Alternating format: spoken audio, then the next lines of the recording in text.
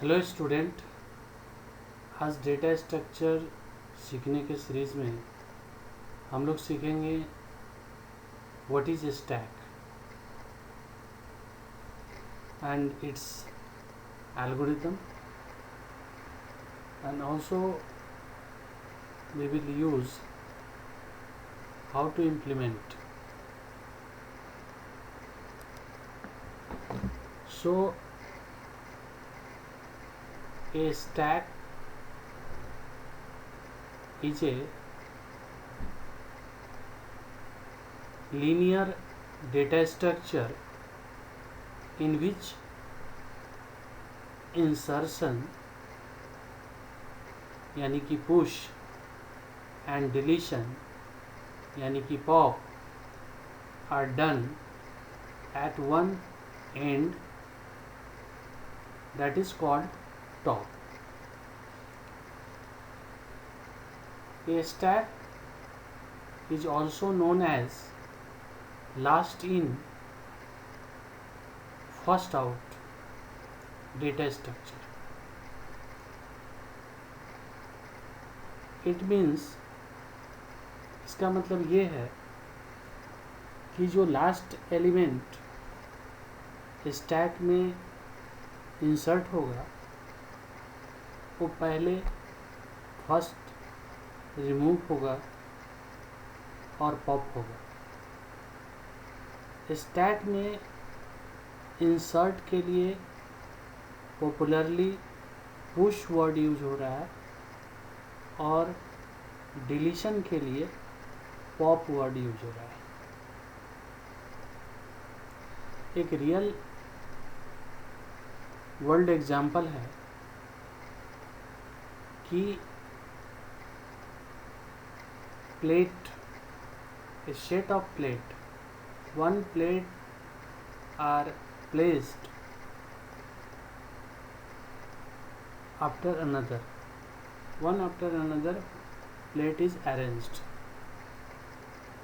तो हम क्या देखते हैं, आप अपने घर में भी देख सकते हैं कि आपका जो किचन है वहाँ पे एक प्लेट के बाद दूसरा प्लेट, दूसरा के बाद तीसरा, तीसरा के बाद चौथा प्लेट रखा हुआ है। तो जनरली आप क्या करते हैं, जब प्लेट को लेना होता है, निकालना होता है, तो आप सबसे ऊपर वाले प्लेट को निकालते हैं। तो ये स्टैक का एक रियल लाइफ एग्जाम्पल है, रियल वर्ल्ड से एग्जाम्पल है। स्टैक में हम एक वेरिएबल मेंटेन करते हैं टॉप। जब हमारा स्टैक खाली होता है तो उससे top equals to -1, top equals to -1 इस बात को इंडिकेट करता है कि हमारा स्टैक खाली है, एम्प्टी है। अब स्टैक पर हम कौन कौन सा ऑपरेशन परफॉर्म कर सकते हैं। स्टैक पर जो ऑपरेशन परफॉर्म होगा वह है पुश, यानी कि हम एलिमेंट को इंसर्ट कर सकते हैं, पॉप यानी कि हम एलिमेंट को स्टैक से रिमूव कर सकते हैं, और पिप। पिप हमें यह बताता है कि सबसे टॉप मोस्ट एलिमेंट में कौन सा वैल्यू स्टोर्ड है। अब हम लोग वन बाई वन इस चीज़ को देखते हैं। First one, push operation.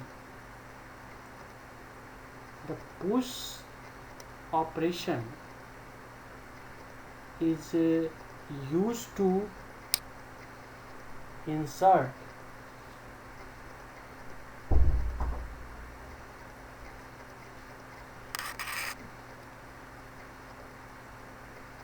और पुश, इंसर्ट बोलिए या पुश बोलिए, एलिमेंट और value into the stack. Before inserting an element,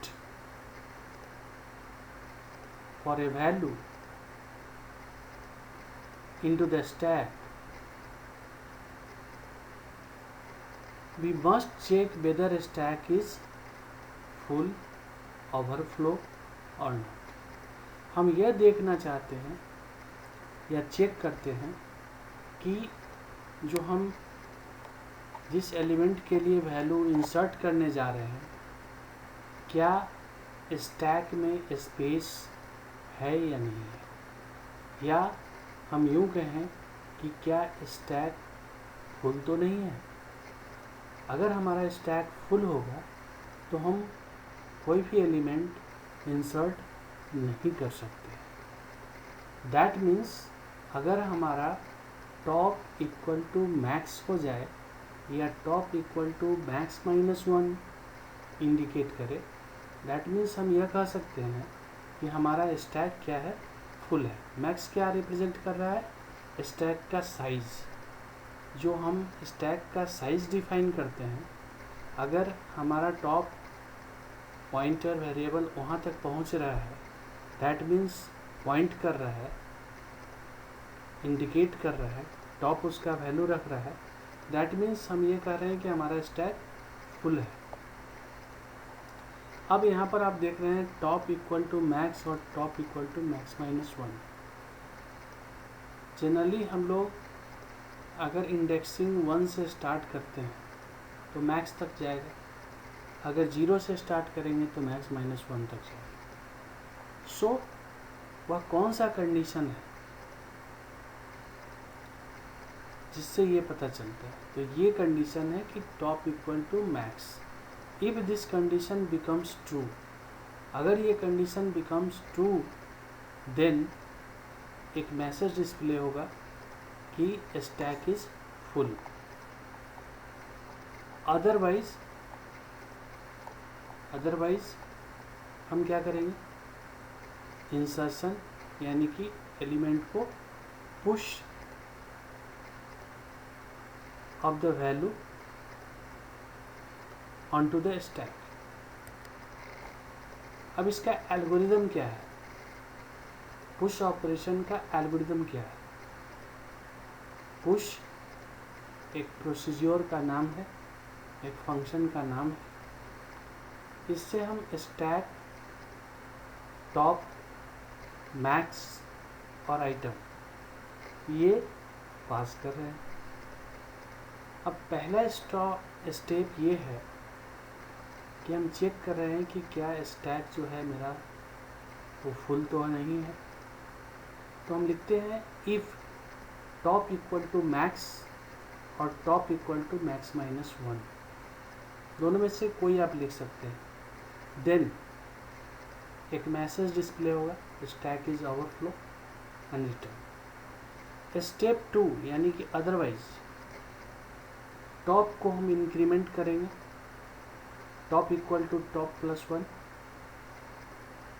and step 3 उस स्टैक में हम वैल्यू को इंसर्ट करें। स्टैक का top equals to item and then step 4 stop या रिटर्न। अब एक ग्राफिकल रिप्रेजेंटेशन से हम ये आप लोगों को दिखा रहे हैं कि ये सपोज कीजिए कि ये मेरा स्टैक है।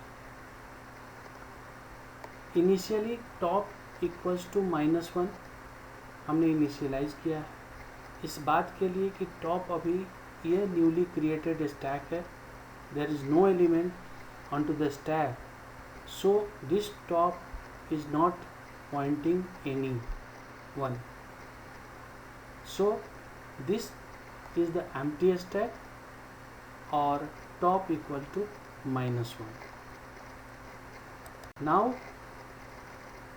in this graphics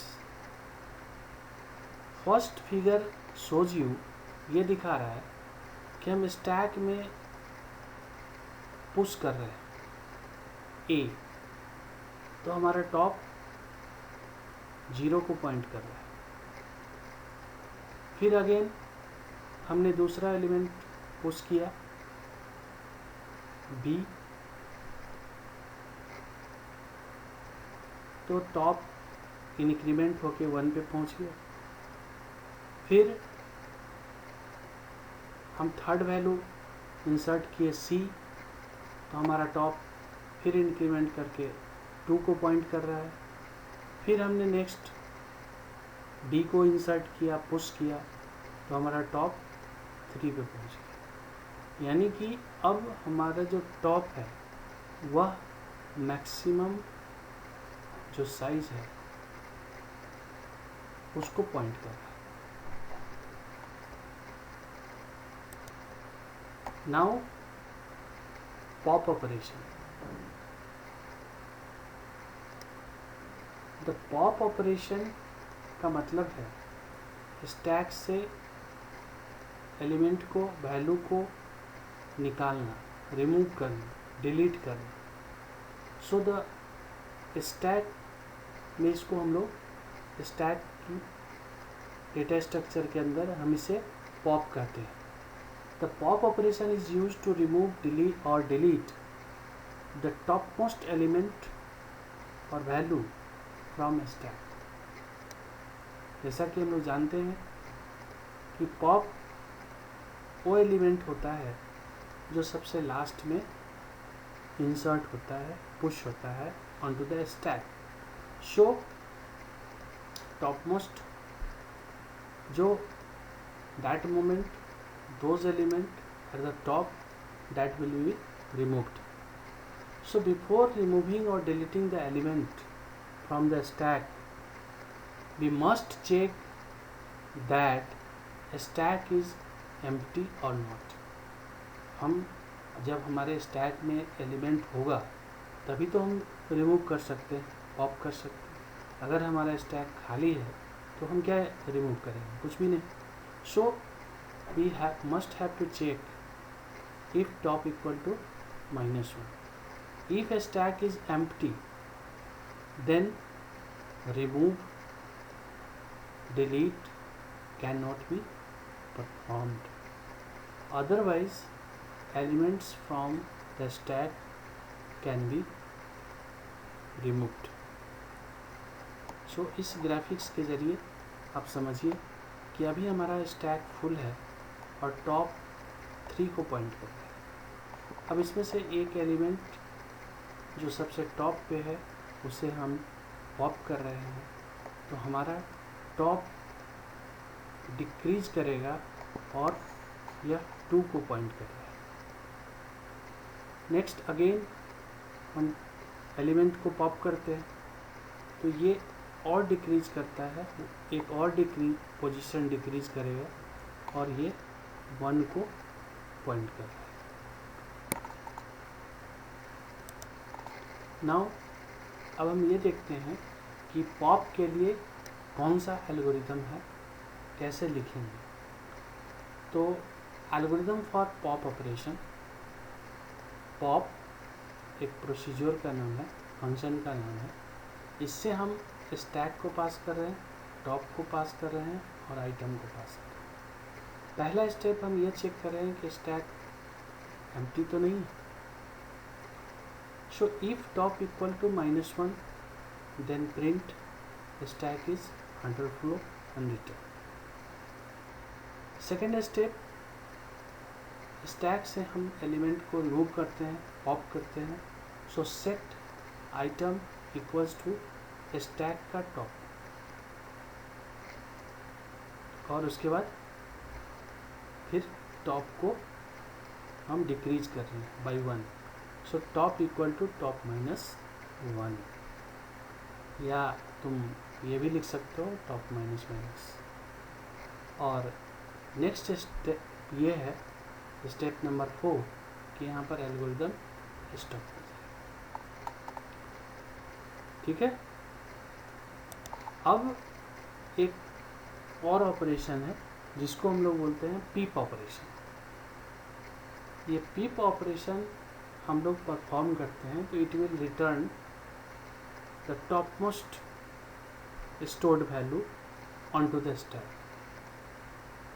without removing और deleting it from the stack. Peep operation का काम है कि स्टैक के सबसे टॉप पे जो एलिमेंट है उसको रिटर्न करना। रिटर्न करने वक्त यह है कि वो उसको डिलीट नहीं करेगा, स्टैक में वो ऑलरेडी प्रेजेंट रहेगा, लेकिन वो हमें ये बता देगा कि टॉप जिसको पॉइंट कर रहा है वहाँ पर कौन सा वैल्यू स्टोर्ड है।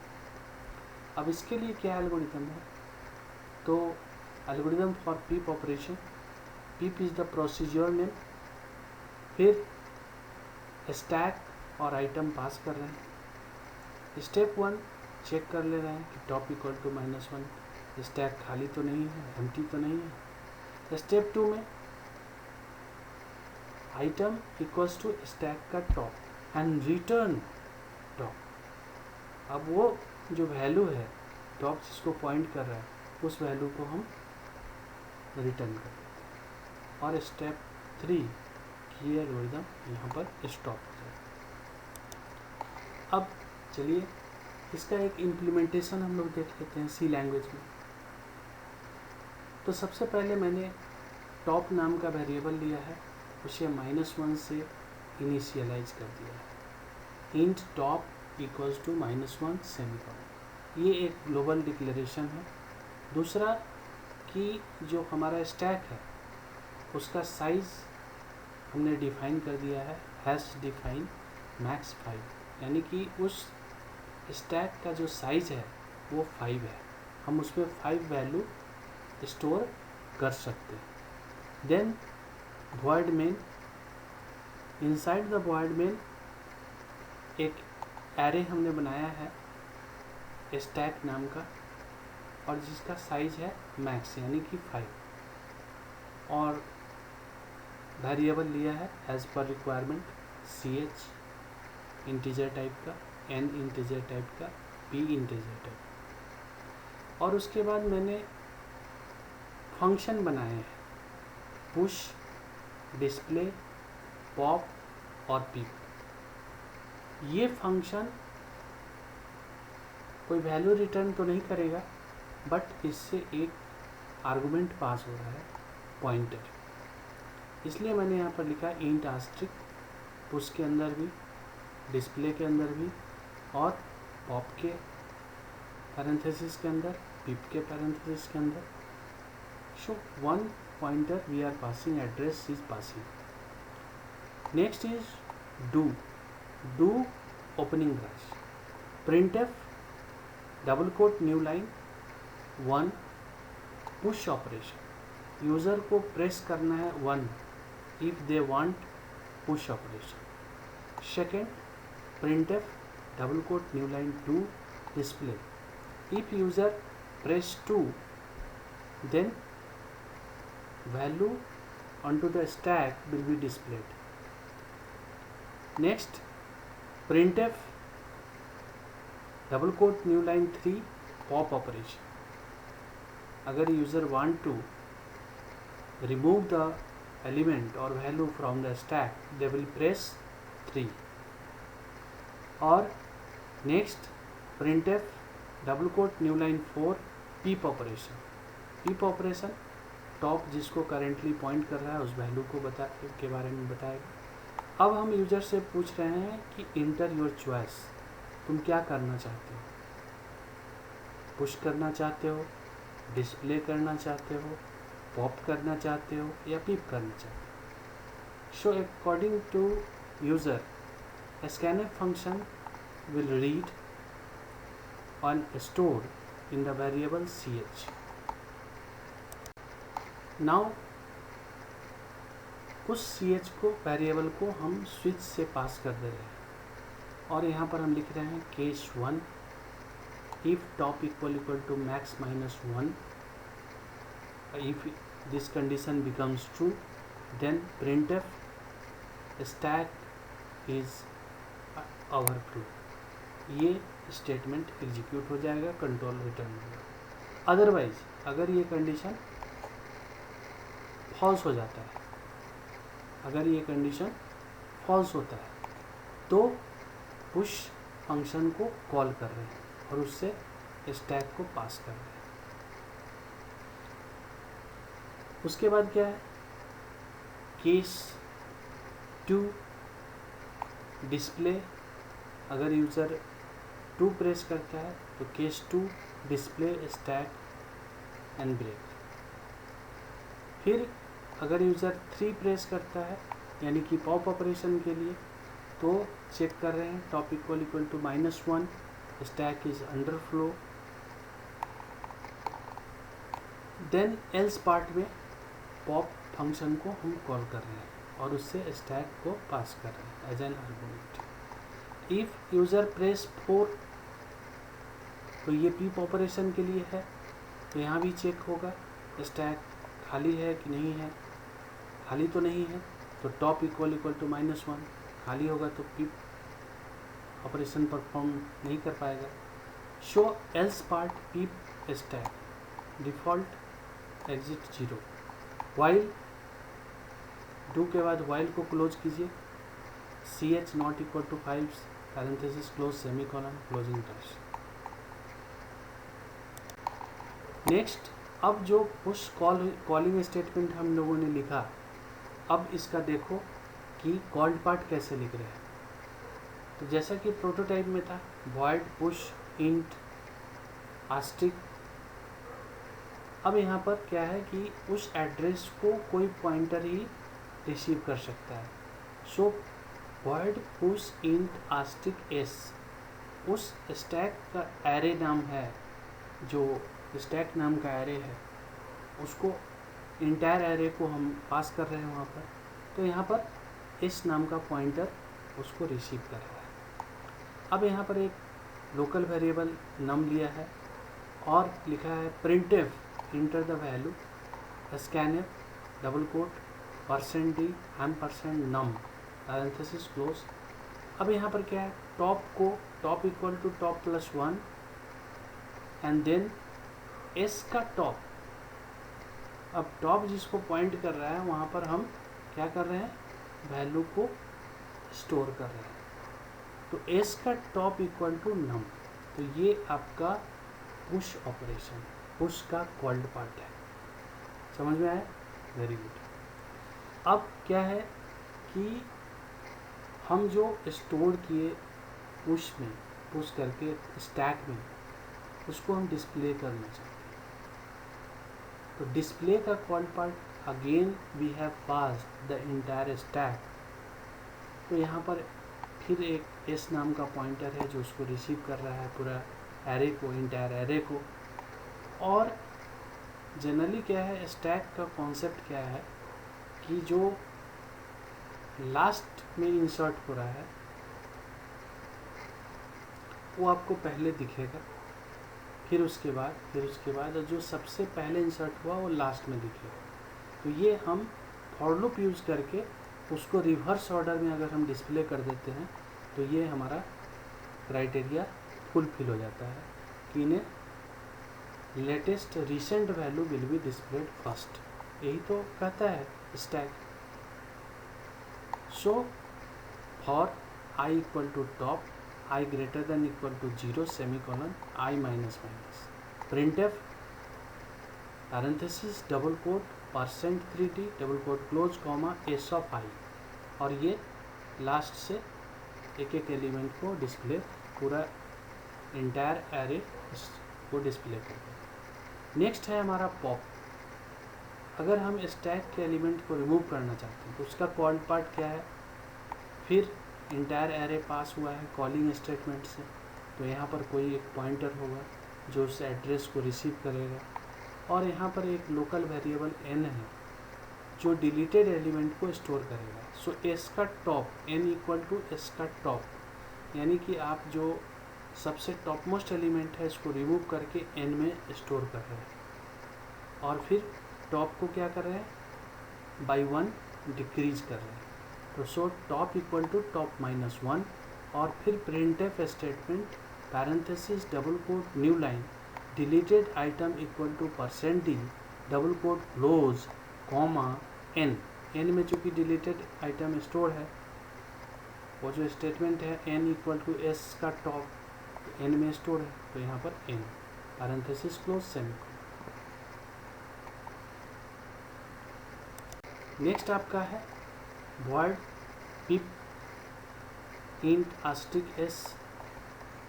अब यहाँ पर एक लोकल वेरिएबल पी, फिर हमने चेक किया कि stack is empty, if not तो हमने जो टॉप पॉइंट कर रहा है उस वैल्यू को पी में स्टोर कर दिया और फिर पिप्ड प्रिंटफ के सहारे printf double quote new line peeped equal to %d double quote close comma P. हमने दिखाया कि टॉप ये टॉप मोस्ट एलिमेंट को पॉइंट कर रहा है दिस मोमेंट। ठीक है, अब क्या है नेक्स्ट कि इसे हम रन करते हैं। रन करने के बाद देखते हैं कि क्या इसे क्या क्या आउटपुट आए। सो फर्स्ट आपको दिख रहा है ये मेनू, यहाँ पर फर्स्ट 1 पुश के लिए, 2 डिस्प्ले के लिए, 3 पॉप ऑपरेशन के लिए, 4 पिप ऑपरेशन के लिए। यानी कि यूज़र के सामने आपने ऑप्शन दिया है कि if you will press 1 push operation will be performed, if user press 2 display will be done, if user press 3 pop operation, if user press 4 pip operation.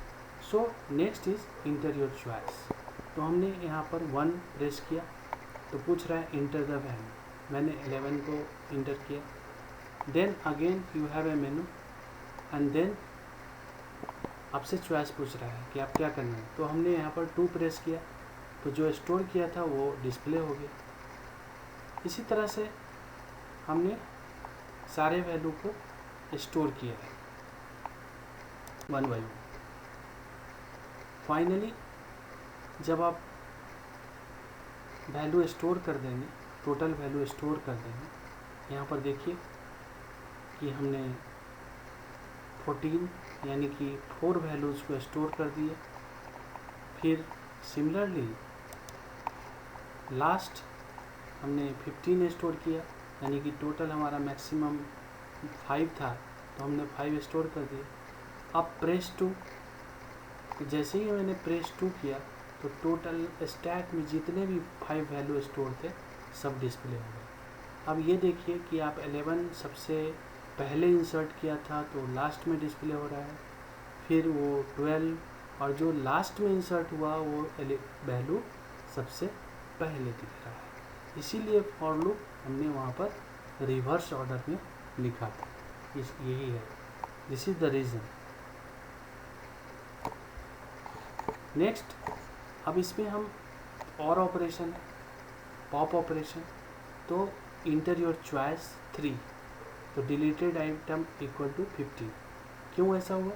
क्योंकि जो सबसे टॉप मोस्ट एलिमेंट है वो है 15। तो पॉप ऑपरेशन क्या करेगा, जो सबसे टॉप रहेगा स्टैक के अंदर उसको क्या कर देगा, पॉप कर देगा, यानी कि रिमूव कर देगा। फिर हमने चॉइस डाला 2 तो हमारा 1 एलिमेंट ऑलरेडी डिलीट हो चुका था। तो ये 4 वैल्यूज़ हमको शो किया। नेक्स्ट हमने चॉइस डाला 4 तो उसने क्या किया, जो टॉप मोस्ट वैल्यू है, यानी कि टॉप मोस्ट वैल्यू क्या है अभी 14 है, उसको उसने पिप्ड कर दिया, तो पिप ऑपरेशन भी परफॉर्म हो गया। इस तरह से हमने सारे ऑपरेशन इम्प्लीमेंट करके आपको दिखाए हैं। होप आशा करता हूँ कि आपको ये वीडियो अच्छा लगा होगा, पसंद आएगा और विजुअली आप पहले की तरह इसको शेयर करेंगे, सब्सक्राइब करेंगे।